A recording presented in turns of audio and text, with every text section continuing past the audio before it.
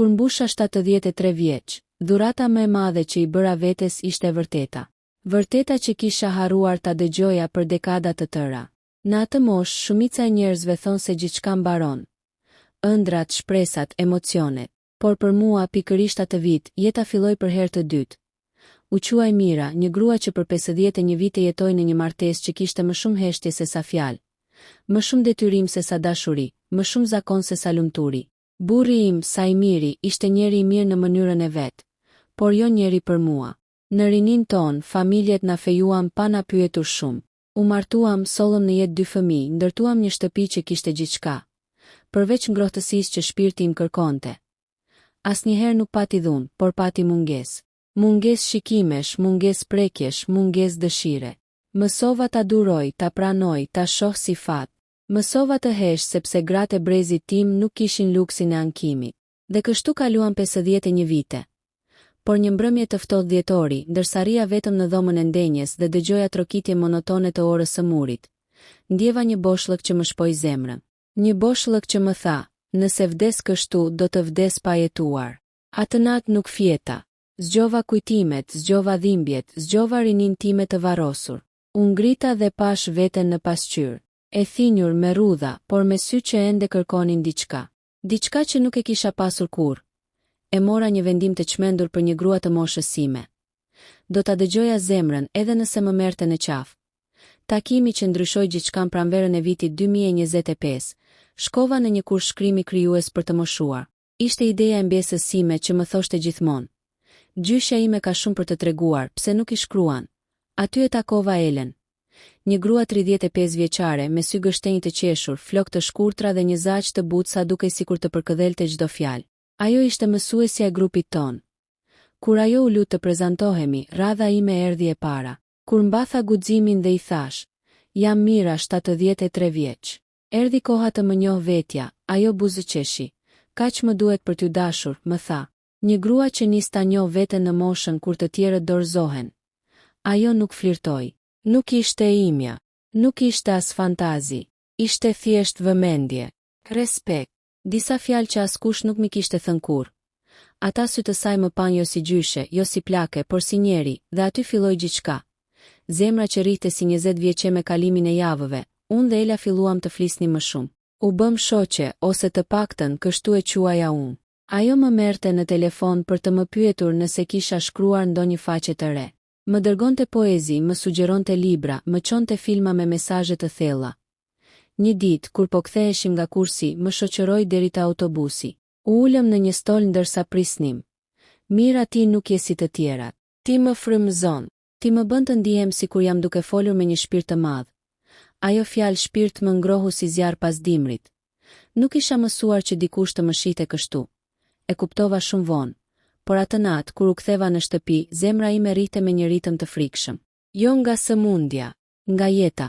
Përballja më e vështirë e jetës time një mëngjes, pas shumë netësh pa gjumë, i thash Sajmirit.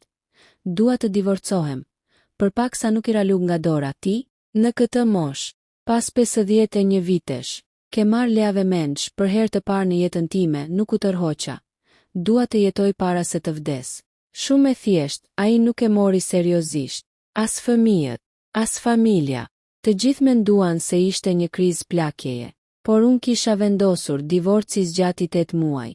8 muaj ku u trajtova si e çmendur, si e papërgjegjshme, si turpi i familjes. Por për herë të parë, unë nuk u ndjeva fajtore. Dhurata e fundit e universit në ditën që mora dokumentet e divorcit, dola në park. Telefoni ra. Ishte Ela, a je mirë?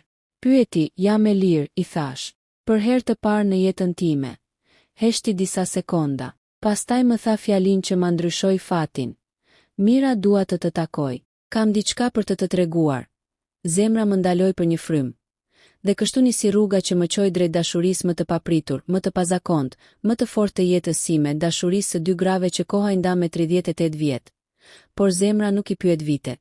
30 minuta pas telefonatës së saj, isha ulur në një nga kafet e vogla pranë liçenit. Zemra më rrihte fort, por jo nga mosha, nga frika. Frika e asaj që do të më thoshte. Frika e asaj që mund të ndjeja. Frika e asaj që mund të humbisja ose fitonte. Ela hyri. E dallova me njëherë nga ecja e saj e qetë, e butë, e sigurt. Ajo nuk ecte, ajo rrëshqiste. Kishte një mënyrë të brendshme të mbante veten që më kujtonte pranverën kur qel lulja e parë. Ul përballë meje dhe më shtrëngoi duart. Unë u drodha si vajzë e re. Mira, tha duke marrë frymë thellë. Ka menduar shumë para se ta të telefonoj. Ka diçka që nuk mund ta mbaj më për vete. E pash pa guxim të flisja. Ajo vazhdoi, nuk dua të humbas. Nuk dua të lëndoj. Por dua të jem e sinqert me ty, ngrita kokën ngadalë. Ajo më shikonte me një butësi që më shkrinte. Nuk je vetëm nxënëse për mua, tha me zë të dridhur. Je dikush që e kam lejuar të hyjë në zemrën time pa dashje. Fjala zemër më goditi si rufe. Po flas për ty, Mira. Vazhdoi ajo. Për ty si grua, si shpirt, si qenje. Frymarrja ime u bllokua. Në fillim mendova se ishte thjesht admirim, tha ajo. Por pastaj fillova të mendoj për ty natën, të pres telefonatën tënde, të gëzohem kur qesh. Dhe e kuptova. Ajo heshti një qast. Unë jam e dashuruar me ty. Ato fjalë më duken ende si një ëndër e padyshim. Një grua 35 vjeçare, e bukur, e zgjuar, e lirë, e dashuruar me mua. Një grua 73 vjeç, e lodhur nga jeta dhe gabimet e saj. Nuk e besoja. Nuk guxoja, Ela, i thash me zë pothuaj të patgjueshëm. Unë nuk jam unë, nuk ajo më preu but. Nuk dua asgjë nga ty që nuk dëshiron. Vetëm të dish të vërtetën time. Tani ti vendosi të vazhdojmë, mbylla syt disa sekonda. Pastaj fola, unë jam e friksuar. Ajo më buzëqeshi në mënyrë tronditse të butë. Edhe unë, jam shumë e madhe. Shumë, dashuria nuk pyet vitet. Pyet vetëm shpirtin, do të na gjykojnë të gjithë, ata s'po jetojnë jetën tënde. Ti po e jeton, s'ka logjik, dashuria nuk është krijuar për të pasur logjik. Lotët më rëshitën pa i kontrolluar dot. Kam humbur 51 vite, i thash duke u dridhur. Dhe tani dua të jetoj. Dua të ndjej. Dua të marr frymë një herë si duhet. Ela u ngrit, më kapi kokën me të dy duart dhe mbështeti ballin e saj mbi timin. Atëherë le ta jetojmë. Pa frikë, pa turp, pa fshehtësi. Në atë çast bota ndaloi. Unë gjitëm në kodrën përballë liçenit. Ndërsa ecnim, unë e mbaja me kujdes, por në të vërtet ajo po më mbante mua. Aty ku pemët krijonin një tunel të gjelbër, ajo ndaloi, Mira, kam një pyetje. Por nëse nuk je gati, më thuaj ta shtyj më vonë. Pyet, i thash. Ajo mori frymë thellë. Do të lejosh ta duash dikush zemrën tënde? Pyetja më shkuli frymën. E shihja në sy. Nuk kishte lojë, nuk kishte ego, nuk kishte dram. Vetëm dashuri. Ajo e dinte rrezikun. Diferencën e moshës. Gjyqet. Thashe themet. Jetën e vështirë që do të vinte. Por pyetja e saj ishte e pastër si burim. A i lejon vetes lumturi një herë në jetë, e kapa dorën. Ajo dridhej. Unë po ashtu, po Ela, i thash me zë të ulët, po. Do ta lejoj, ajo buzëqeshi. Dhe për herë të parë që nga mosha 19 vjeç unë ndjeva e gjallë. Mbrëmjen e asaj dite, ndërsa flia vetëm përballë hapësirës së asaj jete të re, mora vendimin përfundimtar. Jo vetëm do ta dëgjoja zemrën, por do ta ndiqja, edhe nëse më çonte kundër gjithë botës, dhe nuk e dija atëherë. Por vendimi im do të shkaktonte skandal, braktisje familjare, përplasje, dhimbje, por edhe lumturinë më të madhe të jetës sime. Në ditët që pasuan rrëfimin e Elës, unë ndihesha sigurecja mes qiellit dhe tokës. Herë më dukej vetja vajzë 20 vjeçare që sapo kishte zbuluar dashurinë. Herë grua 73 vjeçare që kishte frikë nga hija e vet. Gjithçka ishte e re, por edhe tmerrsisht e brisht. Ela u bëdrita e mëngjeseve të mia. Çdo ditë më shkruante, ke pirë kafen? Më ke munguar sot.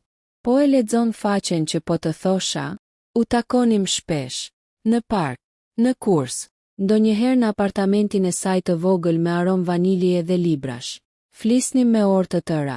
Ajo më tregonte për fëmijërinë, për udhëtimet, për ëndrat e saj. Unë për herë të parë në dekada flisja për veten pa undjer fajtore, dhe fillova ta doja. Jo me pasionin e nxituar të rinisë, por me një dashuri të thellë, të qetë, të pjekur, një dashuri që unë nuk e kisha njohur kurrë. Por bota, sidomos bota ime, nuk ishte gati. Skandali që nisi në familjelajmi i divorcit tim u përhap si zjarr në lagje. Fqinjet filluan të më shikonin me dyshim. Disa më pyesnin me ironi. Po ç'të duhej tani, moj Mira? Në këtë moshë të tjerë thoshin, do ketë ndonjë krizë gjyshja, por kur vajza ime më në fund më vizitoi, shpërtheu gjithçka. U ulëm në kuzhinën e asaj shtëpie bosh që më kujtonte gjysmën e jetës sime të humbur. Mami, më tha e nervozuar, njerëzit po flasin. Po bëhesh objekt talljeje. Pse po e bën këtë? Pse tani unë heshta, dhe kush është ajo? Vazhdoj. Kush është kjo shoqja jote e re? Në atë qast nuk isha gati t'ja thosha. Por ajo e pa në fytyrën time.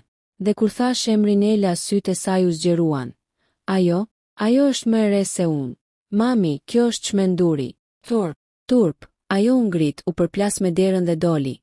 Unë beta vetëm, duke e dëgjuar jehonën e hapave të saj që largoheshin përgjithmonë. Pak më vonë mora një mesazh. Mos më kërko derisa të kthesh mend. Lotët më rëshitën pa ndalur. Zemra më dhimbte, por brenda vetes e dija. Po humbisja njerëz që nuk pranonin të më linin të isha vetja. Reagimi i zhburit pas 2 ditësh, sa i miri erdhi në derë pa lajmëruar. Ishte i kuq në fytyrë, i tronditur, ndoshta i lënduar në krenari më shumë se sa në zemër. Po më turpëron, tha i zemëruar. E gjithë qyteza po flet, po më marrin në telefon, po më pyesin ç'është kjo marrëzi. Pas ka qenë një grua e re. Një vajzë, jeta ime nuk është më çështja jote, i thash me zë të qetë, por të prerë. Në këtë moshë, një grua, 35 vjeçe, ti e bërë për të qeshur isha për 51 vite që heshta, i thash. Ai nuk priste rezistencën time, nuk priste guxim, nuk priste të shihte një version timin që nuk e kishte njohur asnjëherë. Të kam manipuluar, bërtiti, ajo po të përdor, ajo më do. Ti kur nuk e bëre, fjalët i pren gjakun.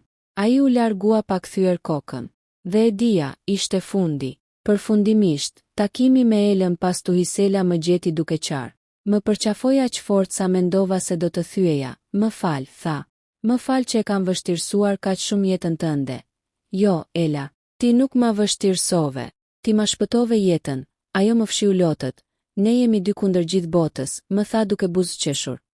Mjafton të jemi bashk, i thash, e putha në ball. Ajo mbylli sytë dhe më shtrëngoi duart fort, sikur të donte të më siguronte se nuk do të më linte, sa do të ashpër të bëhej bota.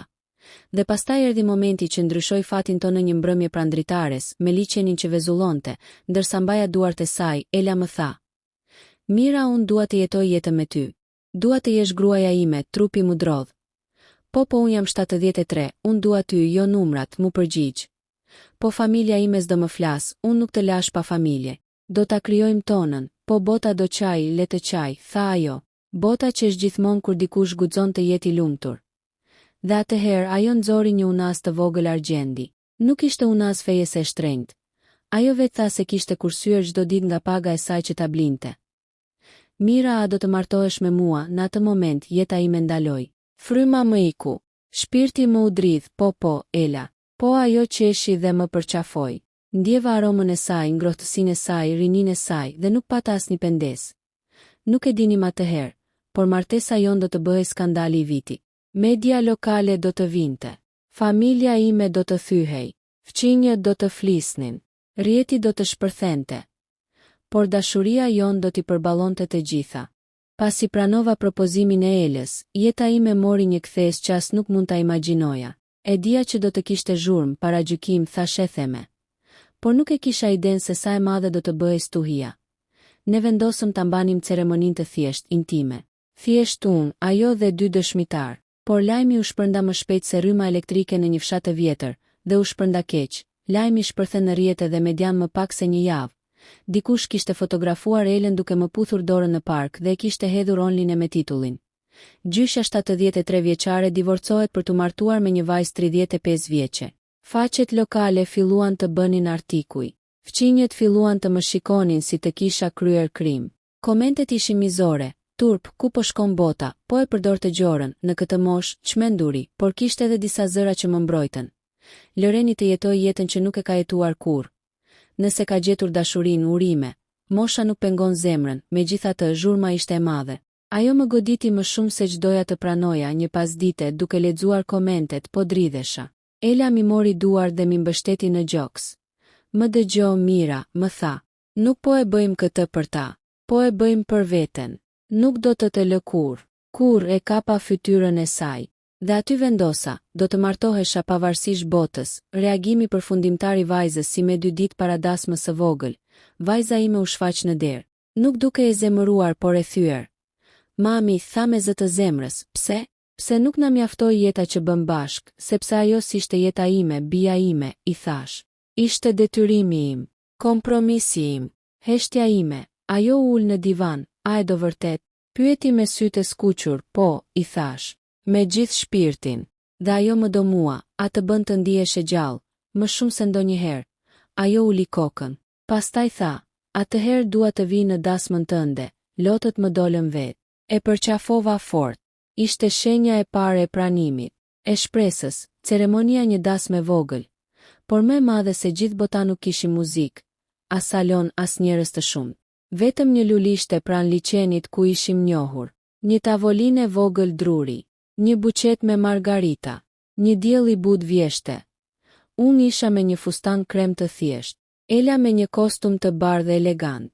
Sytë e saj shkëlqenin sikur ishim në një film. Kur u afrua tek unë, më mori fytyrën dhe më tha: "Po martohem me njeriu më të bukur që kam njohur ndonjëherë." Unë u drodha, celebranti tha fjalët formale. Pastaj erdhi momenti i unazave. Dora ime dridhej. Ajo e preku lehtë me të sajen. "Me ty, Mira," tha, "dua të jetoj çdo pranverë që nuk e ke jetuar dot më parë." "Me ty, Ela," i thash me zë të dridhur, "unë më në fund jam e lirë." Vendosëm unazat. Pastaj ajo më puthi, nuk që puthje e zjarrt rinje. Ishte puthje e thellë, e butë, e ngadaltë. Puthje që mbyllte një jetë dhe hapte një tjetër. E dëgjova celebrantin të thoshte: "Ju shpall bashkëshorte." Zemra ime rahu si të ishte 20 vjeçe. Dita pas dasmës, stuhja e fundit fotografitë e dasmës u shpërndan. Komentet u bën më të ashpra. Një buzëqeshje me Elen dhe Inferno online shpërtheu. Njerëzit nuk durojnë dot lumturinë të tjerëve. Por unë nuk qajta. Nuk u thyeva. Në mëngjes, ndërsa zgjohesha për krah Elës, ajo më përqafoi nga pas dhe më tha: "Çdo ditë që zgjohem pranë teje fitore." E shikova. Më dukej sikur kisha gjithë botën në krahët e mi. Dhe kuptova, dashuria jon nuk ishte sfidë për botën. Ishte përgjigja ime ndaj jetës. Sot, ndërsa e shkruaj këtë kapitull të jetës prapa një dritare të madhe ku dielli ngroh, jam gruaja më e lumtur që kam mundur të jem ndonjëherë. Jam 73. Ajo është 35, bota foli, familja u trondit, miqt u larguan. Por unë më në fund bëra atë që nuk e bëra për 51 vite, e ndoqa zemrën, dhe zemra më qoi tek ajo. Tek e vetmja dashuri që ndjeu se jam ende e gjallë, ende grua, ende e denjë për lumturi. Në këtë moshë, në këtë jetë, në këtë trup plak, unë gjeta për herë të parë atë që të gjithë e quajnë thjesht, dashuri të vërtetë.